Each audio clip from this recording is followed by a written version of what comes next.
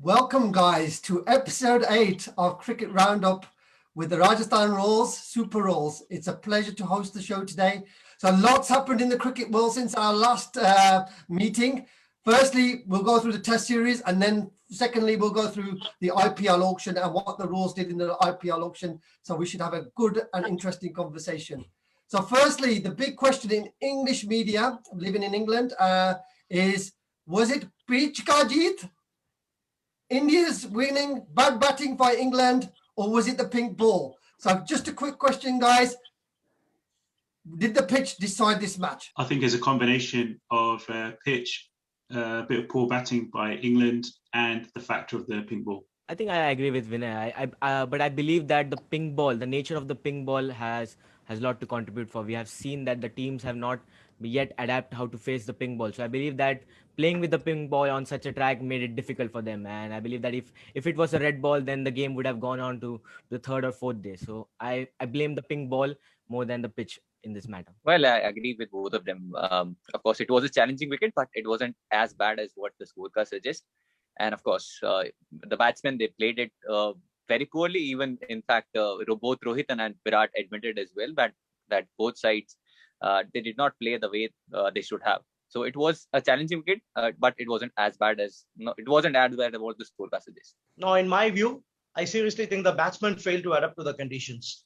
And also England was pretty much on the mindset that pink ball would swing no matter what the pitch is, and that's the setback that they had. Yeah, and if we look at how the match operated, like there was 72 for 2 and then 93 for 3, and suddenly there was a massive collapse. And they were saying before the game that it could be the lights, the pink ball under lights, but that didn't even happen. Vinay, just over to you. Selection-wise, why did England pick that team? Because obviously we knew India were going to go with 3 spinners. Why did England pick the three pacers? Yeah, look, I think it's just going on from what Dinesh, I think, kind of mentioned, and the fact that I think England were a bit too naive to understand the kind of conditions. And so they went with predicting swing. And so unfortunately, obviously what we saw was spin masterclass from India take over. And so that was a poor selection on England's part. So hopefully they will turn that around in the selection for the team for the 4th test. Axar Patel, he seems to be covering this Ravi Jadeja role quite well, and I'm really surprised how well he's done. What's your views on Axar? Yes, Akshar Patel has been bowling really well, and we have seen that Ashwin needs a partner to bowl in such home conditions, and Jadeja has been that partner for over the last 6 or 7 years. But when we saw these two guys bowl, even in the second match and this match, we have seen that these guys made the English batsmen toil hard for their runs. Rohit Sharma, another magnificent innings of that 66. That was like a century. What is Rohit doing what other batsmen aren't doing? Well, he's scoring with an intent. I think most of the batsmen are just trying to defend the ball and not trying to score. But in these conditions, you have to be aggressive because you cannot defend every ball.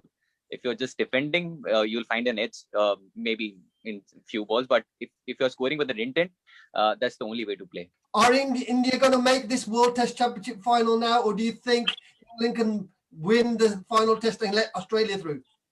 No, I'm very much optimistic that India would make it. The way they're desperate in these days and making it count, that really actually matters. And what India had done in Australia was actually a signal that they're highly deserving for the Test Championship final, and very much optimistic at that as well. Okay, moving from India, international, Rajasthan Royals, big auction. So I'm going to ask you all one question.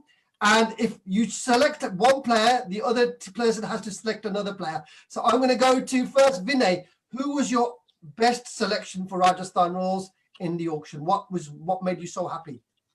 Yeah, look, pre-auction, I kind of suggested Chris Morris. I know we paid quite a bit, but that was the perfect solution to our kind of support that's required for Archer.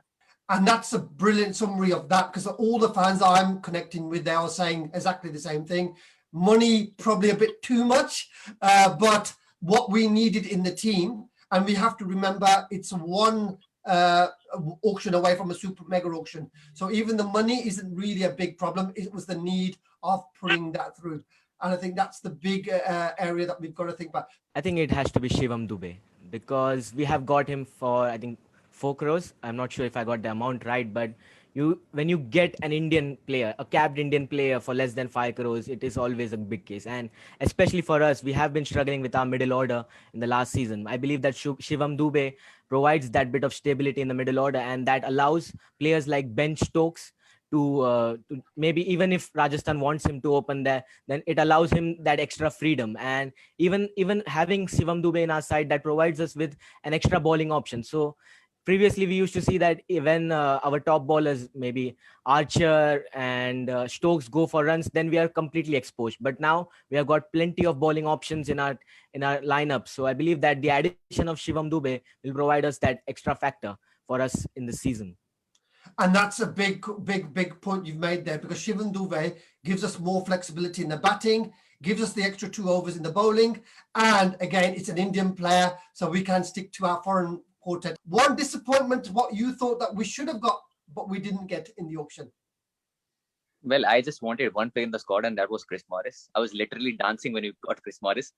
Yes, and it's good. And the thing the thing is, the key was the death bowling. The amount of runs we let go at the death cost us so many games last year, and hopefully Chris Morris will implement there. Dinesh, big signing for me and probably for yourself, Kumar Sangakkara. How important signing is that for Kumar Sangakkara? Kumar Sangakkara being in RR is actually is going to play a pivotal role in this year, I suppose, because the legacy is actually brought back. The legacy of having Shane Warne in the inaugural season, and having someone like Rahul Dravid in the next few seasons. I think Kumar Sangakkara is a perfect candidate who is actually who may actually live up to the legacy that the Royals have set so far. And that's what all the fans are saying. Kumar Sangakkara, we've finally got that icon person in our dugout, the brains behind the decision making, as we like to say. And having that person, I think a lot of the fans are now looking forward to that. Secondly, from my point of view, is having Sanju as Indian captain. I think that's very important. This time around, I think RR squad is definitely the best we had since 2018, I would say. So I think it is our best chance to win second title, and I'm very optimistic about our chances. RR's chances, will we make the playoffs? Yes or no? RR will certainly make this playoff, even to the finals, I say. RR will be one of the finalists. So I'm pretty much optimistic. The way the auction had gone, the way the RR management are actually pulling big shots like Kumar Sangakkara and the other co-coaching staff. And I seriously see the intent, and who has the intent will actually be lifting the trophy. And that's what we all want. We want RR to win the trophy. It'll be the 14th year. 14 is one of my favorite numbers because of Thierry Henry, my favorite football player ever. So let's make it a happy 14. Thank you so much for joining us on the show. It's been amazing covering India, but covering our first passion, which is the Rajasthan Royals. So it's a halla ball from me. Halla ball for everyone. Halla ball. Allah bol. Halla ball.